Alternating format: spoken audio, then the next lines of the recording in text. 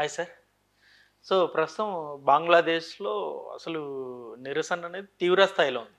ఇప్పుడు ఎంత తీవ్ర స్థాయిలో ఉందంటే, ఇప్పుడు ప్రెజెంట్ ప్రైమ్ మినిస్టర్ హసీనా గారు దేశం వదిలి వెళ్ళిపోయారు. హ్మ్. విడిచి వెళ్ళిపోయారు. సో, దీనికి ప్రధాన కారణం మీ సబ్జెక్ట్‌కి రిలేటెడ్ అంటే మీ సివిల్ సర్వీస్ రిలేటెడే. సివిల్ సర్వీస్‌లో ఈ కోటాలు ఉండకూడదు అని చెప్పేసి మొదట్లో చిన్నగా ప్రారంభమైంది ఉద్యమం. ఇప్పుడు తీవ్ర రూపంలో వెళ్ళిపోయింది ఇది. సో, ఈ సంక్షోభాన్ని ఎట్లా చూడొచ్చు సార్? అంటే బంగ్లాదేశ్‌లో జరుగుతున్న ప్రస్తుత పరిస్థితుల మీద మీ కామెంట్ ఏంటి? ఇప్పుడు ఎక్కడెక్కడైతే ప్రస్తుతం ప్రపంచంలో నియంతృత్వ ప్రభుత్వాలు ఉంటూ ఉన్నాయో, ప్రజలు అలాంటి నియంతృత్వ ప్రభుత్వాలన్నింటినీ వ్యతిరేకిస్తున్నారు. హ్మ్. అంటే బంగ్లాదేశ్‌లో మరి ప్రజాస్వామ్యబద్ధంగా ఎన్నికైన ప్రధానమంత్రే కదా అని అనుకోవచ్చు మనం. హ్మ్. కానీ ఇంటర్నల్‌గా చూసినప్పుడు ఈ ఎన్నికల్ని ఎవరు లాస్ట్ టైం జరిగినటువంటి ఎన్నికల్ని ఎవరు గుర్తించలేదు. హ్మ్. అమెరికా అసలు దాన్ని గుర్తించలేదు ఫర్ ఎగ్జాంపుల్. హ్మ్.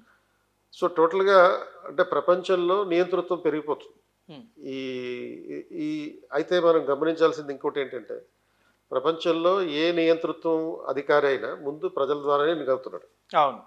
అది హిట్లర్ గావచ్చు, లేకపోతే ఈ ఇందిరాగాంధీ గావచ్చు, ఇంకెవరైనా సరే. అవును.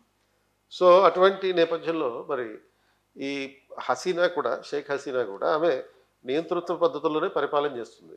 హ్మ్. సో, ఆ పరిపాలన చేస్తున్నటువంటి నేపథ్యంలో ఈ ఉద్యమాలు జరిగినాయి. అండ్ ఆ ఉద్యమాల కారణంగా ప్రస్తుతం ఏర్పడినటువంటి పరిస్థితి ఆవిడ పారిపోయి ఇండియాకి రావాల్సినటువంటి పరిస్థితి. ఇండియా నుంచి ఆమె మళ్ళీ బ్రిటన్‌కి వెళ్ళే అవకాశం ఉంది. హ్మ్. అయితే దీనికి కారణం మనం ఎక్కడి నుంచి చూడాలి అంటే 2018 నుంచి చూడాలి. 2018 కన్నా ముందు 1973 నుంచి చూడాలన్నమాట. హ్మ్. 1971లో బంగ్లాదేశ్ ఇండిపెండెన్స్ వచ్చింది. ఇండిపెండెన్స్ వచ్చింది. భారతదేశం దానికి సహాయం అవును. చేసింది. అవును. ఈ 1971 బంగ్లాదేశ్ విముక్తి ఉద్యమంలో ఎవరైతే పాల్గొన్నారో వాళ్ళందరికీ 1973 నుంచి ఈ రిజర్వేషన్లు ఇస్తా అని చెప్పారు. 75 నుంచి అమల్లోకి వచ్చినాయి మొత్తం మీద. అవును. అవును. అండ్ అది మొదటిసారిగా 2018లో రిజర్వేషన్లకు వ్యతిరేకంగా అంటే ఈ ఉద్యమాలు మొదలైనవి. దానికి దానికి వ్యతిరేకంగా కేసు కూడా పెట్టారు. అంటే గవర్నమెంట్ దాన్ని రద్దు చేసింది. ఉద్యమాలు హ్మ్. మొదలైనవి హ్మ్. చెప్పి హ్మ్. గవర్నమెంట్ రద్దు చేసింది. హ్మ్. రద్దు చేస్తే ఎవరైతే ప్రయోజనం పొందుతున్నారో వాళ్ళు కోర్టుకెళ్ళారు. హ్మ్. కోర్టుకెళ్ళినప్పుడు కోర్టు ఇది తప్పని చెప్పి తీర్పిచ్చింది. తీర్పిచ్చింది. ఇవ్వడంతోటి మళ్ళీ రిజర్వేషన్లు అమల్లోకి వచ్చినాయి. హ్మ్. ఎప్పుడైతే రిజర్వేషన్లు అమల్లోకి మళ్ళీ వచ్చినాయో అప్పుడు ప్రజలు ఇంకా రెచ్చిపోయారు. హ్మ్. సో, రెచ్చిపోయి ఉద్యమం మొదలుపెట్టేశారు. హ్మ్. అంటే పరిస్థితి ఏ స్థాయి వరకు వెళ్ళిందంటే ఈ గొడవల్లో పోలీసులు ఈ ఉద్యమకారుల నుంచి రక్షించుకోవడానికి ఒక మేడ మీద ఎక్కి కూర్చుంటే ఒక 15 మంది పోలీసులు ఆ! హెలికాప్టర్ వచ్చి వీళ్ళని రక్షించి తీసుకెళ్లాల్సిన పరిస్థితి ఏర్పడింది. హ్మ్. పోలీసులు రక్షించాల్సిన పరిస్థితి. సో, ఎమర్జెన్సీ సిచ్యువేషన్ రావడానికి ఒక 3 రోజుల ముందు అనమాట. ఆ! అండ్ ఆగస్ట్ 5కి వచ్చేటప్పటికి ఇది పీక్ లెవెల్కి వెళ్ళిపోయింది. వెళ్ళిపోయి 100 మంది వరకు ఆల్మోస్ట్ మొత్తం మీద 300 మంది వరకు చనిపోయారు. 300 మంది వరకు చనిపోయినారు. మొన్న అనేక మంది ఆగస్టు 5వ గాయాలయ్యారు. తారీఖు రోజునే 100 మంది చనిపోయారు ఈ గొడవల్లో. ఆ! ఆ నేపథ్యంలో ఈమె రాజీనామా చేసి పారిపోయి రావడం జరిగింది. అంటే ఓవరాల్‌గా ఇక్కడ ఏమైందంటే ప్రజల ఆశల్ని అర్థం చేసుకోవడంలో, ప్రజల డిమాండ్‌లని అర్థం చేసుకోవడంలో గవర్నమెంట్ ఫెయిల్ అయింది. ఫెయిల్ అయింది. నియంతృత్వంగా ఏకపక్షంగా అసలు ప్రతిపక్షం లేకుండా చేసేసి, హ్మ్. ప్రతిపక్షం అసలు ఎన్నికల్లో పాల్గొనకుండా చేసేసి చేసినటువంటి పరిస్థితుల్లో వచ్చినటువంటి కాన్సిక్వెన్సెస్ అన్నమాట ఇవన్నీ. హ్మ్. ప్రభుత్వం ఉండాలి. ప్రతిపక్షం కూడా ఉండాలి. ఉండాలి. ప్రతిపక్షం ప్రభుత్వ విధానాలను విమర్శిస్తూ ఉండాలి. హ్మ్. అలా జరిగినప్పుడు మాత్రమే పాలన అనేది సమర్థవంతంగా డెమోక్రటిక్‌గా ఉంటుంది. ఇప్పుడు ఈ ఇష్యూ వల్ల అంటే ఇప్పుడు ప్రస్తుతం బంగ్లాదేశ్‌లో జరుగుతున్న కొన్ని పరిణామాల వల్ల ఇండియాకేమన్నా ఎఫెక్ట్ ఉంటుందా సార్? అక్కడ ఇప్పుడు బంగ్లాదేశ్‌లో చాలామంది ఇండియన్స్ ఉంటారు. ముఖ్యంగా ఈ వెస్ట్ బెంగాల్ సంబంధించిన అనేక లావాదేవీలు కావచ్చు, రిలేషన్స్ కావచ్చు, మొత్తం బంగ్లాదేశ్‌తో ఎక్కువ కనెక్షన్ ఉంది. సో, ఇండియా మీద ఏమన్నా ఇంపాక్ట్ అనేది ఉంటుందా సార్? ఇప్పుడు 2 రకాలుగా ఉండొచ్చు ఇది. అంటే కొన్ని కాన్స్పిరసీ థియరీస్ ప్రకారం ఇక్కడ జరుగుతున్నటువంటి ఉద్యమాలకి అమెరికా సపోర్ట్ చేసిందనేది ఒక రీజన్. హ్మ్. ఒక అంశం. హ్మ్. అయితే ఈ థియరీస్ మాత్రమే. హ్మ్. సాక్ష్యాలు మనం ఏం ఫ్యాక్ట్ కాదు. అందరూ అనుకునే టాక్. హ్మ్. అమెరికా దీనికి సపోర్ట్ చేసి ఉండొచ్చు. ఎందుకంటే అమెరికా మొదటి నుంచి కూడా ఎలక్షన్స్ మేము గుర్తించమని చెప్తూనే వస్తున్నారు. హ్మ్. రెండోదేమో పాకిస్తాన్ వాళ్ళు కూడా దీనికి సపోర్ట్ చేసి ఉండొచ్చు. హ్మ్. ఎందుకని పాకిస్తాన్ ఎందుకు సపోర్ట్ చేసి ఉండొచ్చు అంటే 1971లో విడిపోయినప్పుడు ఇది ఈస్ట్ పాకిస్తాన్‌గా ఉండేది. సో, పాకిస్తాన్ నుంచి విడిపోవడం అనేది వీళ్ళకి నచ్చలేదు. ఇప్పటికైనా సరే వాళ్ళు పగ తీర్చుకుందాం అనుకుని ఉంటున్నారు. హ్మ్. కాబట్టి పాకిస్తాన్ సపోర్ట్ కూడా ఉండొచ్చు. ఉమ్, అండ్ ఈ పాకిస్తాన్ సపోర్ట్ కనుక నిజంగా ఉండుంటే అది ఇప్పుడు కనుక మళ్ళీ మిలిటరీ పాలన ఎలాగ జరుగుతుంది అక్కడ. అవును. ఆ మిలిటరీ రూలర్స్ కనుక పాకిస్తాన్ సైన్యానికి లేకపోతే పాకిస్తాన్ ఐఎస్ఐకి అనుగుణంగా పరిపాలన మొదలుపెట్టారంటే పాకిస్తాన్ ఇక్కడ మళ్ళీ తిష్ట వేసే అవకాశం ఉంటుంది. అవకాశం ఉంది. సో అప్పుడు ఈ బోర్డర్స్లో ప్రమాదం పెరిగే అవకాశం. ఓకే. రెండో ఆస్పెక్ట్ ఏంటంటే ఈ దేశీయంగా వచ్చే సమస్యలు. అంటే అక్కడ హింసకి గురవుతున్నటువంటి జనాలు ఎవరైతే ఉంటారో శరణార్థులుగా భారతదేశంలోకి వెస్ట్ బెంగాల్లోకి చుచ్చుకుపోయే అవకాశం ఉంది. మమతా బెనర్జీ గతంలో ఈ స్టార్టింగ్ ఆ, స్టార్టింగ్ పీరియడ్ లో ఈ మీరు శరణార్థులు రావచ్చు అని చెప్పేసి అనౌన్స్మెంట్ చేశారు. ఆహ్వానించింది. ఆహ్వానించి- ఆవిడ హక్కు లేదు యాక్చువల్గా. ఆ, అట్లా మీ ఇంటికి అయితే ఆహ్వానించవచ్చు కానీ దేశంలోకి ఎట్లా ఆహ్వానిస్తాం ఉమ్, విదేశీయుల్ని? అవును. బంగ్లాదేశ్ అంటే విదేశీయుడు అండ్ ఎనిమీ కంట్రీ. కాబట్టి ఆ పరిస్థితుల్లో ఒక శరణార్థి కనుక ఇండియాలోకి వచ్చాడంటే ఉమ్, ఇండియాలో ఉన్నటువంటి ప్రజల యొక్క హక్కుల్ని ఉల్లంఘించినట్లు లెక్క. ఉమ్, ఈ దేశంలో అక్రమంగా వచ్చిన శరణార్థులతోటి ఇప్పటికీ అనేక రకాల రోహింగ్యాస్ తోటి ఇప్పటికీ చాలా ప్రాబ్లమ్స్ అనేవి ఉన్నాయి. ప్రాబ్లమ్స్ ఉన్నాయి. అవును. ఇప్పుడు ఇంగ్లాండ్లో చూడండి, ఇంగ్లాండ్లో కూడా ఇదే రకమైన హింస జరుగుతుంది. అవును. ఎందుకు జరుగుతుంది?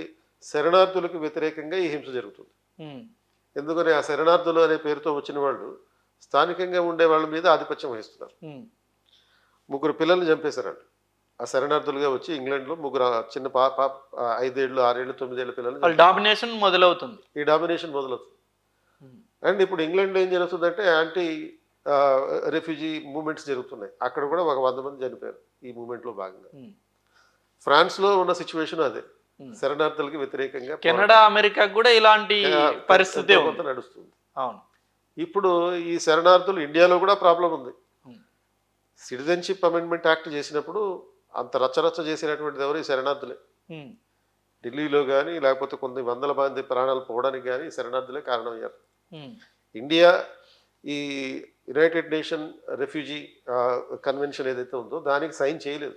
ఉమ్, చాలామంది మానవతావాదులు ఏమంటారంటే ఈ హ్యూమన్ రైట్స్కి సంబంధించినటువంటి మానవతావాదులు భారతదేశం ఈ రిఫ్యూజీస్కి సంబంధించినటువంటి ఒప్పందాన్ని ఆమోదించింది కాబట్టి వాళ్ళని అలౌ చేయాలంట. కానీ అది ఎప్పుడు చేయలేదు.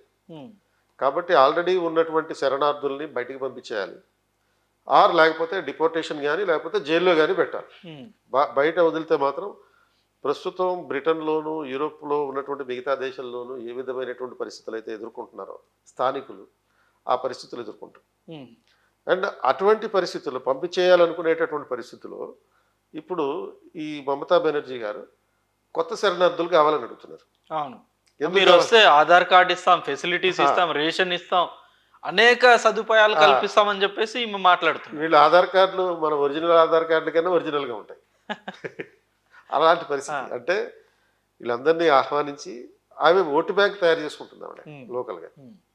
సో వెస్ట్ బెంగాల్లో ఆమె కంటిన్యూస్ గా గెలవడానికి ఇదొక కారణం. ఇది కూడా ఒక కారణం. మీరు ఆశ్చర్యపోయే విషయం ఏంటంటే ఇలా శరణార్థులుగా బంగ్లాదేశ్ నుంచి పారిపోయి వచ్చినటువంటి వాళ్ళు ఒక ఆవిడ అక్కడ ఒక ఊర్లో సర్పంచ్ అయింది. ఉమ్, అంటే రాజ్యాధికారం చేపట్టడం కూడా మొదలు పెట్టారు. అఫ్ కోర్స్ ఈ బంగ్లాదేశ్ అంటే ఒకప్పుడు మన దేశంలో భాగమే 1995 వరకు ఉమ్, మన సోదరులే వాళ్ళు. కానీ మన సోదరులు ఇంటికి వచ్చేసి మన నెత్తి మీదకి ఎక్కకూడదు. ఎక్కకూడదు. వాళ్ళ ఇంట్లో వాళ్ళు ఉండాలి. మనకుంటది ఆ సోదర భావం, బట్ ఆపోజిట్ వాళ్ళకి ఉండదు. మళ్ళీ వాడు వచ్చిన తర్వాత రకరకాల క్రైమ్స్ చేస్తాడు అండ్ మన మీద దాడులు చేస్తారు, మన హక్కుల్ని ఉల్లంఘిస్తాడు, మనల్ని కంట్రోల్ చేయాలని చూస్తారు. వీళ్ళందరికీ కోపం వస్తుంది. మళ్ళీ వాళ్ళ హక్కులు మీరెట్లా కాదంటారు. సో కాబట్టి ఎవరింట్లో వాళ్ళు ఉండటం మంచిది. బంగ్లాదేశ్ వాళ్ళు అక్కడే ఉండాలి, మనం ఇక్కడే ఉండాలి, పాకిస్తాన్ వాళ్ళు అక్కడే ఉండాలి, ఎవరు ఎక్కడికో రాకూడదు. ఇప్పుడు ఈ ప్రస్తుత ఈ పరిస్థితిని ఇప్పుడు బంగ్లాదేశ్ ఉన్న ఈ క్రైసిస్ లో ఇటు చైనా కూడా బంగ్లాదేశ్కి హెల్ప్ చేస్తుంది. చైనా పాకిస్తాన్ రెండు కలిసి ఇప్పుడు ప్రస్తుతం బంగ్లాదేశ్ ని తన కంట్రోల్లో తీసుకురాబోతుందని చెప్పేసి కూడా ప్రజెంట్ అయితే న్యూస్ వస్తుంది సార్.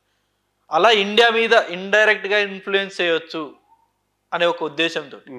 సో చైనా ఇన్వాల్వ్మెంట్ ఎంతవరకు? చైనా ఇన్వాల్వ్మెంట్ ని కూడా ఖండించేటటువంటి పరిస్థితి అయితే లేకపోవడం లేదు. సో చైనా కూడా దీంట్లో ఇన్వాల్వ్ అయ్యే ఉంటుంది. బట్ ఎక్కువ రోల్ మాత్రం అమెరికా ప్లే చేసిందేమో అనేటటువంటి ఒక వాదన వినిపిస్తుంది.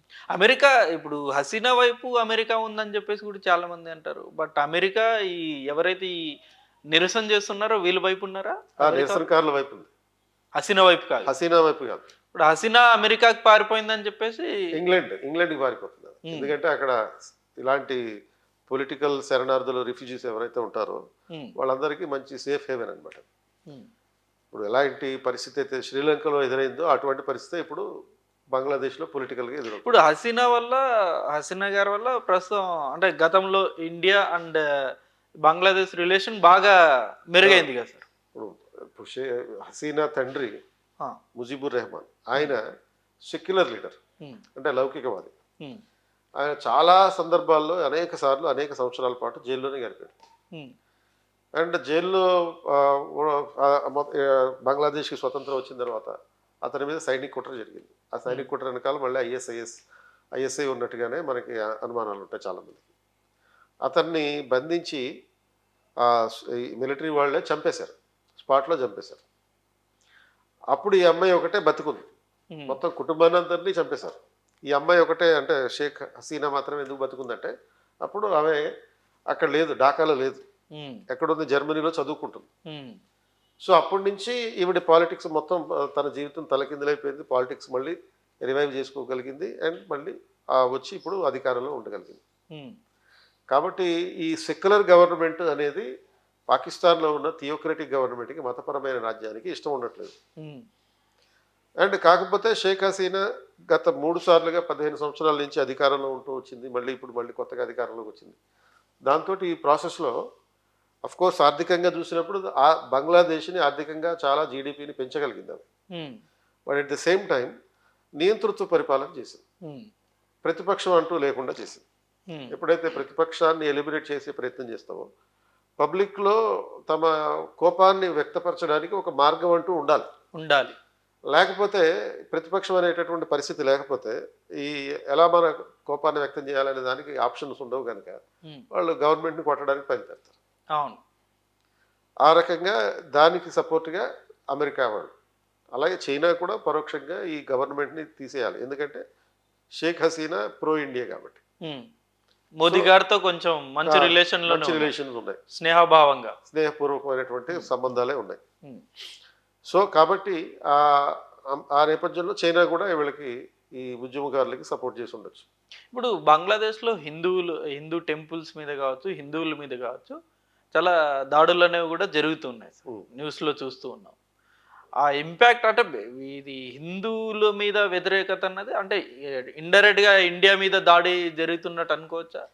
ఇండియా మీద వ్యతిరేకత ఇదంతా ఇండియా మీద వ్యతిరేకతని, అంటే ఇండియాలో 83% మంది హిందువులు ఉన్నారు కాబట్టి హిందూ దేవాలయాల మీద దాడులు చేస్తే ఇండియా మీద దాడి చేసినట్టుగా ఒక ఫీలింగ్ ఉండేటటువంటి పరిస్థితి ఉంటుందన్నమాట. కాబట్టి యూజువల్గా ఇలాంటి గొడవలు జరిగేటప్పుడు, టెర్రరిస్ట్ దాడులు జరిగేటప్పుడు, లేకపోతే అక్రమ చొరబాటుదారులు వచ్చినప్పుడు ఫస్ట్ టార్గెట్ చేసేది కల్చర్ని, అంటే ఈ టెంపుల్స్ లాంటి వాటిని.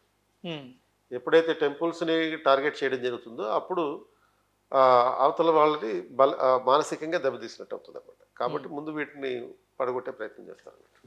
సో ఆ రకంగా ప్రస్తుతం ఇప్పుడు అంటే నెక్స్ట్ స్టెప్ ఏముండబోతుంది సార్? అంటే ఈ మిలిటరీ కమాండర్ ఏదైతే మిలిటరీ రూల్ డిక్లేర్ చేసిన తర్వాత ఆయన చేసిన ప్రామిస్ ప్రకారం త్వరలోనే అన్ని పొలిటికల్ పార్టీస్ని కలిపి మళ్ళీ ఎన్నికలు పెడతాం అని చెప్పి అయితే వాళ్ళు చెప్పడం జరిగింది. అది ఎంతవరకు నమ్మొచ్చు అయితే అనేది మాత్రం మనకి ప్రస్తుతానికి అయితే గ్యారంటీ లేదు. సో ఎందుకంటే వీళ్ళు కనుక ఈ కమాండర్స్ కనుక, ఈ సైన్యం కనుక ఐఎస్ఐ చెప్పినట్టు, అమెరికా చెప్పినట్టు అంటే ఈ ప్రాసెస్ అనేది జరగదు, ఇంకా డిలే అవుతుంది. అది ఎలా అయితే మనకి మయన్మార్లో మిలిటరీ జుంటా రూల్ నడుస్తూ ఉందో అదేవిధంగా ఇక్కడ కూడా అదే పరిస్థితి ఏర్పడే అవకాశం. కాబట్టి మనం నిరంతరం అప్రమత్తత ఉండాల్సినటువంటి అవసరం మన ఇండియన్ మిలిటరీకి ఉంది. అంటే ఈ బంగ్లాదేశ్ బోర్డర్స్ దగ్గర మిలిటరీ పహరా అనేది ఇంకా పెంచాల్సినటువంటి అవసరం. సో ఇండియా మీద అయితే బంగ్లాదేశ్ ఎలాంటి కవ్వింపు చర్యలు చేయలేదు, ఎందుకంటే వాళ్ళకి తెలుసు ఎందుకంటే ఇండియా మీద ఒకవేళ అలాంటి చర్యలు ఏమన్నా చేస్తే ఇండియా ఎలాంటి కవ్వింపు కోసం కాదు. ఇక్కడ ఈ రిఫ్యూజీస్ ఉంటారు కదా, ఆ రిఫ్యూజీస్ శరణార్థులు ఇండియాలోకి వచ్చేసే అవకాశం వాళ్ళని కంట్రోల్ చేయడానికి మనం. ఎందుకనంటే ఈ రిఫ్యూజీస్ ఒకళ్ళ ఇద్దరు కాదు, వేల మంది వచ్చేసే అవకాశం. కాబట్టి కొంతమంది హిందువులు ఉన్నారు, వాళ్ళందరూ కూడా వచ్చేసే అవకాశం. సో ఈ రెఫ్యూజీస్లో కలిసిపోయి కొంతమంది టెర్రరిస్టులు కూడా వచ్చేయచ్చు. వచ్చేయచ్చు. ఎవడు టెర్రరిస్ట్ ఎవడు రెఫ్యూజీ అని స్పష్టంగా మనం ఏమి ముద్రించి చూపించలేం కదా. ఉమ్, కాబట్టి ఆమె మమతా బెనర్జీ ఆహ్వానించేసింది, ఓకే నీకు కార్డులు ఇస్తానంది, రేషన్ ఇస్తాను. బట్ నువ్వు ఎవరికి ఇస్తున్నావు? నార్మల్ రెఫ్యూజీగా, టెర్రరిస్ట్గా, ఆ రెఫ్యూజీలతో కలిసి వచ్చేసిన టెర్రరిస్ట్గా అనే విషయం కూడా మనం కొంచెం కేర్ఫుల్గా ఉండాలి. ఉమ్, మానవతావాదమే కాకుండా నేషనల్ సెక్యూరిటీ అనేది కూడా చాలా ఇంపార్టెంట్. నేషనల్ సెక్యూరిటీ లేని రోజున మనం ఎంత డెవలప్మెంట్ చేసినా కానీ వేస్ట్. చిల్లుపడ్డ కుండలో నీళ్ళు నింపినట్టే ఉంటుంది. నీళ్ళు నింపినట్టు భద్రత అనేది ఉండదు. భద్రత అనేది ఉండదు. ఉమ్, మనం అప్పుడు ఎంత ఆర్థికంగా బలోపేతం అవుతున్నాయి కానీ ఈ టెర్రరిస్ట్ దాడుల వల్ల అది పోతూనే ఉంటుంది. పోతూనే ఉంటుంది. సో ప్రస్తుతానికైతే ఇండియాకైతే ఎలాంటి ఇంపాక్ట్ అనేది ఉండదు. ఫైనాన్షియల్ పరంగా కావచ్చు, లేకపోతే ఇంపోర్ట్ ఎక్స్పోర్ట్ పరంగా కావచ్చు, ఎలాంటి ఇష్యూ లేదు. ఆ వ్యాపారాలు ఇవన్నీ కొన్ని రోజులు ఆగుతాయి. ఆ, అండ్ ఆ తర్వాత నెక్స్ట్ లెవెల్లో ఈ మిలిటరీ పహరా అనేది పర్ఫెక్ట్గా ఉంటే ఈ రిఫ్యూజీస్ రాకుండా చూసుకోవచ్చు. ఇప్పుడున్న ప్రధానమైన సమస్య ఏంటంటే రిఫ్యూజీ ఇన్ఫ్లక్స్, అదొకటే సమస్య.